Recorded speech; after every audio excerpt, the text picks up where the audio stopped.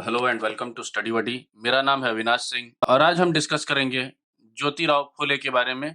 इनका जन्म 1827 में हुआ था और इनकी मृत्यु 1890 में हुई थी। ज्योतिबा फुले भारत के महान सोशल रिफॉर्मर्स में से एक थे और इन्होंने दलित समाज के लिए बहुत ही बड़ा योगदान दिया था और साथ ही वुमेन एम्पावरमेंट के भी ये पायनियर रहे हैं। तो हम अपने टॉपिक को शॉर्ट, क्रिस्प और टू द पॉइंट रखेंगे ताकि आप लोगों को समझने में आसानी हो, एग्जामिनेशन पॉइंट ऑफ व्यू से याद करने में भी आराम रहे और आपका समय बर्बाद न हो। तो चलिए हम अपने लेक्चर को शुरू करते हैं। और उससे पहले मैं कहना चाहूंगा कि मैं अपने लेक्चर्स के लिए बहुत ज्यादा मेहनत करता हूँ, बहुत ज्यादा इसमें रिसर्च करना पड़ता है और उसके बाद हम अपना लेक्चर्स को अपलोड करते हैं। तो प्लीज आप हमारे चैनल को लाइक शेयर सब्सक्राइब कीजिए ताकि हम और भी अच्छे वीडियोस बना सकें। आप लाइक शेयर सब्सक्राइब करते हैं तो इससे हमें हिम्मत और हौसला मिलता है और हम और ज्यादा मेहनत कर पाते हैं। तो चलिए बिना देर किए हम अपने टॉपिक को स्टार्ट करते हैं। तो ज्योतिबा फुले इस बार इम्पोर्टेंट क्यों है? क्योंकि प्राइम मिनिस्टर नरेंद्र मोदी जी ने इन्हें इनके बर्थ एनिवर्सरी पर श्रद्धांजलि दी है। महात्मा ज्योतिबा फुले एक बहुत ही महान सोशल रिफॉर्मर, थिंकर, फिलोसफर और राइटर थे।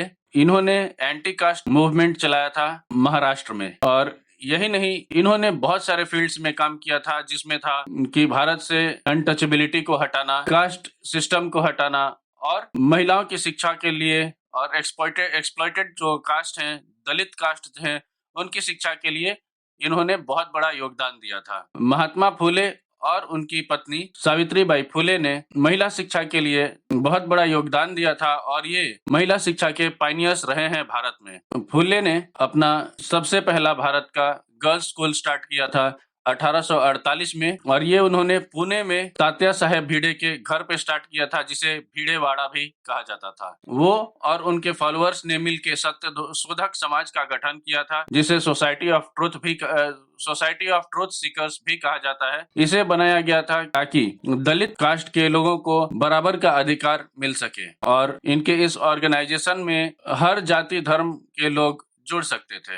महात्मा फुले को भारत के सोशल रिफॉर्म मूवमेंट का एक इम्पोर्टेंट फिगर माना जाता है और उन्हें विठल राव कृष्ण जी वर्डेकर द्वारा 1888 में महात्मा का टाइटल दिया गया था। अब हम बात करेंगे उनके सोशल वर्क के बारे में। तो फुले ने बहुत सारे फील्ड्स में काम किया था, जिसमें था अनटचेबिलिटी को हटाना, कास्ट सिस्टम को हटाना, महिलाओं को शिक्षा प्रदान करना, दलितों के लिए उन्होंने काम किया था और जो गरीब तबके के लोग थे और औरतें थी उनके लिए भी उन्होंने काम किया था। अब हम देखेंगे कि शिक्षा के फील्ड में उन्होंने क्या काम किया था।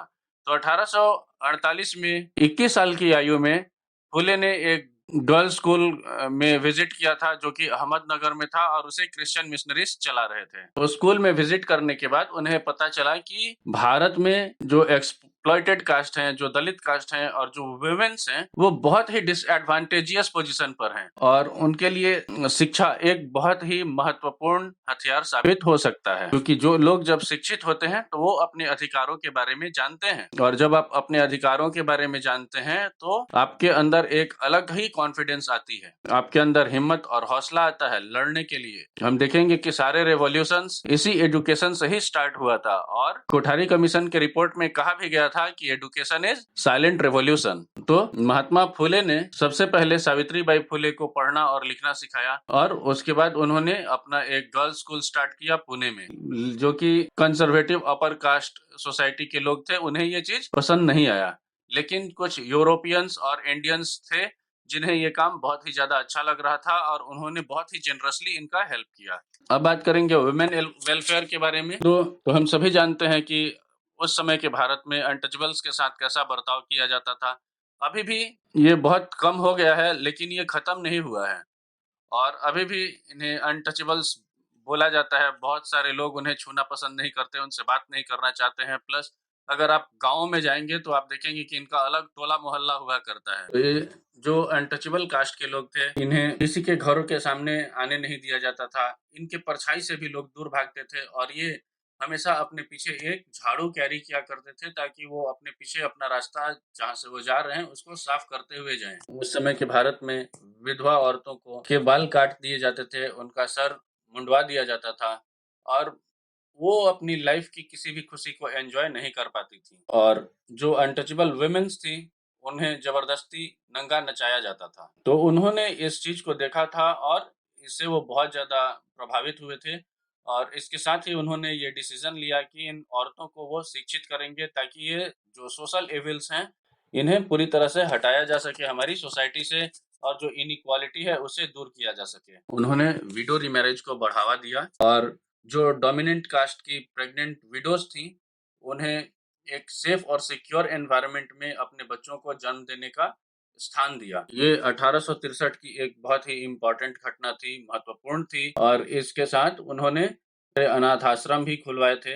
उनके अनाथ आश्रम को इसलिए स्टार्ट किया गया था क्योंकि भारत में इन्फेंटिसाइड को कम किया जा सके। जो बच्चे जन्म लेते ही जिन्हें मार दिया जाता है, वो चीज कम किया जाए। और उन्होंने अपने मित्र सदाशिव बलाल गोवंदे और सावित्रीबाई फुले के साथ मिलकर एक इन्फेंटिसाइड प्रिवेंशन सेंटर भी खोला था। महात्मा फुले ने सोशल अनटचेबिलिटी से आने वाले स्टिग्मा को पूरी तरह से हटाने के लिए कोशिश किया और उन्होंने सबसे पहले अपने घर के दरवाजे खोले ऐसे लोगों के लिए जिन्हें अनटचेबल्स कहा जाता था और उन्होंने उन लोगों को अपने कुएं से पानी लेना अलाउ किया क्योंकि पहले जो अनटचेबल्स लोग थे ना इनको अपर कास्ट के लोग अपने कुआं से पानी भी नहीं पीने देते थे। इन लोगों को दूर जाना पड़ता था जो जंगल वाले एरियाज में पानी लेने के लिए ताकि इनका परछाई किसी पर ना पड़े। लोगों का मानना था कि अगर अनटचेबल्स कुएं से पानी पी लेते हैं तो पूरा कुआं पॉल्यूटेड हो जाएगा।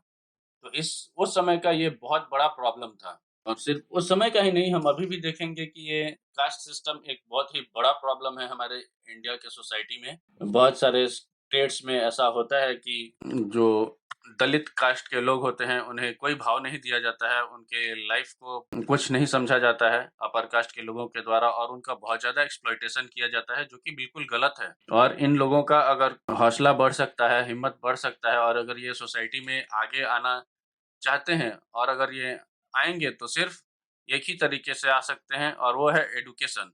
इन लोगों को अच्छी शिक्षा मिलनी चाहिए ताकि ये लोग और आगे बढ़ सके सोसाइटी में, मेन स्ट्रीम सोसाइटी को ज्वाइन कर सके। हमारे सोसाइटी में अभी भी ऐसे मेंटालिटी के लोग हैं जो लोगों के टैलेंट से पहले उनका कास्ट देखते हैं जो कि बिल्कुल ही गलत बात है। अब हम बात करेंगे महात्मा फुले के क्या व्यूज थे रिलीजन और कास्ट को लेके। तो महात्मा फुले ने आर्यन इन्वेजन थ्योरी को नए तरीके से लिखा और उन्होंने कहा कि आर्यन जो थे वो एक्चुअली एक बार्बरिक सप्रेसर्स थे जिन्होंने भारत के इंडिजीनियस लोगों को बहुत बुरी तरह से मारा पीटा और उन्हें सप्रेस किया। और उनका मानना था कि उन्होंने कास्ट सिस्टम को इसीलिए बनाया ताकि जो यहाँ के इंडिजीनियस लोग थे उन्हें मेन स्ट्रीम सोसाइटी से अलग रखा जा सके, उनका शोषण किया जा सके।